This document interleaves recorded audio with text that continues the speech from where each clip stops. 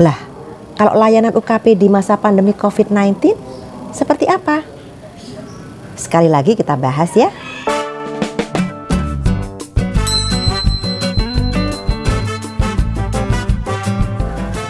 Assalamualaikum warahmatullahi wabarakatuh. Sobat sehat, bertemu kembali dengan saya Dr. Sofi. Ini adalah video saya yang ke-136. Mulai video 124 dan beberapa video berikutnya, kita membahas tentang juknis pelayanan puskesmas pada masa pandemi COVID-19 Kemenkes RI tahun 2020. Video saya yang ke-136 ini akan membahas lampiran upaya kesehatan perseorangan puskesmas di masa pandemi COVID-19. Ini merupakan video ke-13 dari beberapa video yang disiapkan untuk membahas juknis pelayanan puskesmas pada masa pandemi COVID-19. Yuk kita bahas tentang lampiran upaya kesehatan perseorangan dalam juknis pelayanan puskesmas di masa pandemi COVID-19. Upaya kesehatan perseorangan di sini antara lain adalah menerapkan triase screening terhadap setiap pengunjung yang datang. Memperkuat proses triase merupakan hal yang sangat perlu diperhatikan pada saat ini.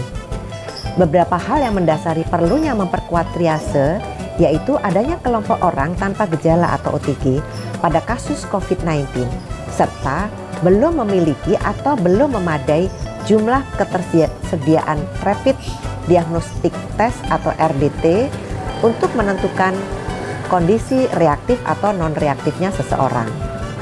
Kemampuan petugas triase dalam melakukan anamnesis awal merupakan hal yang perlu dilatih bersama antara tenaga medis dan tenaga kesehatan puskesmas. Petugas triase pada saat pengunjung datang melakukan screening suhu tubuh, memastikan semua pengunjung menggunakan masker dan telah mencuci tangan, kecuali untuk kondisi gawat darurat.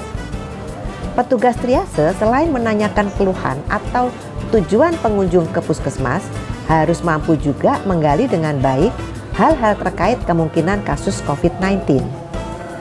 Petugas puskesmas memberikan pelayanan dengan sepenuh hati dengan menggunakan komunikasi yang efektif agar pengunjung dapat pertama memberikan informasi yang benar, jelas, lengkap, dan jujur. Kedua, mengetahui kewajiban dan tanggung jawab pasien dan keluarga. Tiga, mengajukan pertanyaan-pertanyaan untuk hal yang tidak dimengerti. 4. Memahami dan menerima konsekuensi pelayanan. 5. Mematuhi instruksi dan menghormati peraturan fasilitas puskesmas atau fasilitas kesehatan yang lain. Kemudian keenam, memberikan dan memperlihatkan sikap menghormati dan tenggang rasa. Selanjutnya, penyesuaian alur pelayanan. Alur pelayanan selama masa pandemi ada di halaman berikut ini. Kita lihat di video adalah gambar 1 alur pelayanan di puskesmas pada masa pandemi COVID-19, di mana penjelasannya adalah pertama, warna merah adalah alur pelayanan untuk pasien terkait COVID-19 tanpa kegawat daruratan atau kasus COVID-19 dengan kegawat daruratan atau kasus gawat darurat bukan kasus COVID-19. Terdiri dari jalur A, kasus bukan gawat darurat itu nomor 1, 2, 4, 6, 7, 6, 8, 10, 8, 11. Kemudian dilanjutkan ke nomor pertama, nomor 13 ke 15 untuk pasien pulang, atau yang kedua ke nomor 14 untuk pasien dirujuk. Selanjutnya, kasus gawat darurat bisa kita lihat di dalam gambar itu. Nomor 1, kemudian ketiga, 10, ketiga dilanjutkan ke nomor yang pertama, 13, 15 untuk pasien pulang, atau yang kedua ke 14 untuk pasien dirujuk. Kemudian yang kedua, warna hijau adalah alur pelayanan untuk pasien tidak terkait kasus COVID-19, yaitu pasien dengan keluhan lain selain ISPA pada semua kelompok umur. Ibu hamil yang memerlukan kontrol kehamilan atau ANC, bayi atau balita yang memerlukan imunisasi, pasangan usia subur atau PUS yang akan melakukan pelayanan KB, pelayanan gigi, pelayanan gizi, pemeriksaan kesehatan, pemeriksaan tuberkulosis, infeksi menular seksual, HIV, pemeriksaan khusus, konsultasi, dan lain-lain. Ketiga, puskesmas harus mengkondisikan SOP awal dan akhir pelayanan yang dilaksanakan. Keempat, ruang tunggu untuk pasien ISPA dan bukan ISPA dikondisikan terpisah dengan ventilasi cukup agar sirkulasi udara dalam ruang tunggu tersebut dalam keadaan baik.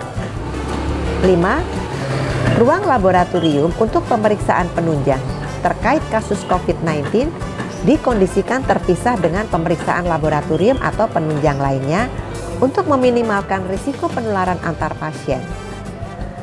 Pemeriksaan laboratorium di puskesmas yang dapat dilakukan pada kasus terkait COVID-19 adalah pemeriksaan rapid test.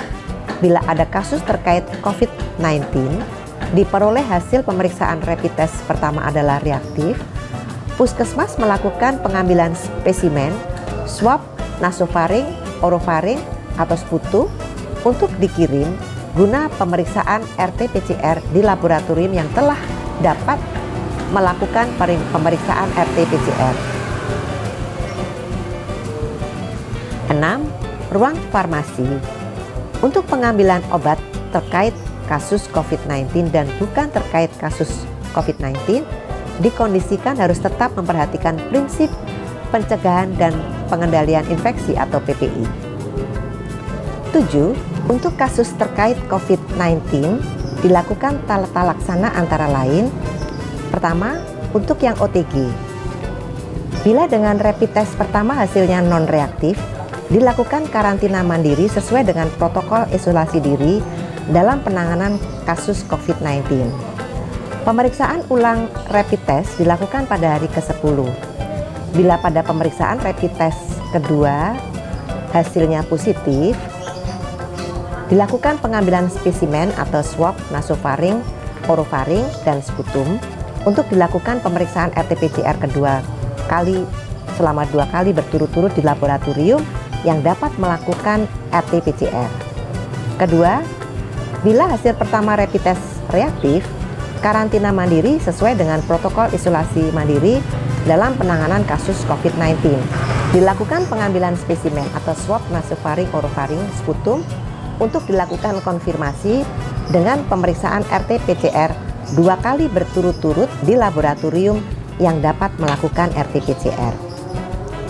Bila orang tanpa gejala yang terkonfirmasi positif kemudian menunjukkan gejala selama masa karantina, maka ada 3 perlakuan. Pertama, mereka yang gejalanya ringan dilakukan isolasi diri di rumah. Mereka dengan gejala sedang isolasi di rumah sakit darurat. Sedangkan yang dengan gejala berat isolasi di rumah sakit rujukan. Sobat sehat, kita akan membahas ODP. Pertama, bila hasil pertama rapid test non-reaktif pada ODP dilakukan isolasi diri di rumah sesuai dengan protokol isolasi diri dalam penanganan kasus COVID-19. Kemudian pemeriksaan ulang rapid test dilakukan pada hari ke-10. Selanjutnya, bila hasil pertama rapid test reaktif, isolasi diri di rumah sesuai dengan protokol isolasi diri dalam penanganan kasus COVID-19. Dilakukan pengambilan spesimen atau swab nasofaring, orofaring, sputum untuk dilakukan konfirmasi dengan pemeriksaan RT-PCR 2 kali berturut-turut di laboratorium yang dapat melakukan RT-PCR. Bila ODP yang terkonfirmasi positif mengalami gejala perburukan, apabila gejala sedang, dilakukan isolasi di rumah sakit darurat. Sedangkan bila gejalanya berat, dilakukan isolasi di rumah sakit rujukan. Isolasi di rumah sakit rujukan dapat dilakukan pada pasien dengan usia lebih dari 60 tahun atau pada pasien yang kondisi rumahnya tidak memungkinkan untuk dilakukan isolasi mandiri. Selanjutnya C, PDP.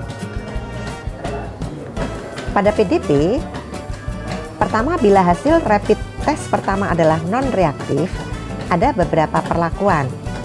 Apabila gejalanya ringan, isolasi diri di rumah.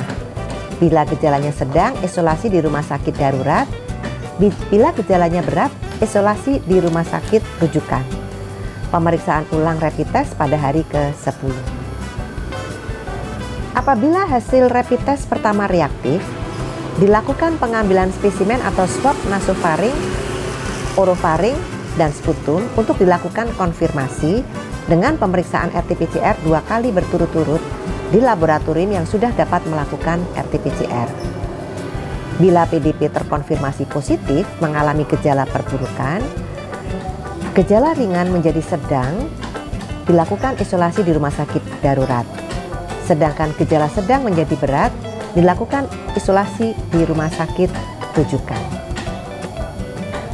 Selanjutnya yang ke-8, saat pasien atau pengunjung didiagnosis terkait kasus COVID-19, Puskesmas bersama Dinas Kesehatan Kabupaten Kota melakukan pemantauan dan kegiatan-kegiatan lain terkait COVID-19, yaitu pertama, notifikasi kasus 1 kali 24 jam ke Dinkes. Kedua, penyelidikan epidemiologi atau PA. Ketiga, pengambilan dan pengiriman spesimen. Keempat, melakukan pemantauan harian, mencatat dan melaporkan pemantauan harian. Kemudian yang kelima, pelacakan kontak erat. Keenam, identifikasi kontak erat, pendataan kontak erat. Dan ketujuh, edukasi pasien. Kedelapan, komunikasi risiko keluarga dan masyarakat. Sobat sehat, demikianlah di video 136 ini kita telah membahas tentang lampiran upaya kesehatan perseorangan dalam juknis pelayanan puskesmas di masa pandemi COVID-19. Kita akan bertemu pada video ke-137 untuk menyampaikan lampiran alat pelindung diri upaya yang ada dalam juknis pelayanan puskesmas di masa pandemi COVID-19. Sampai di sini dulu ya. Semoga selalu sehat.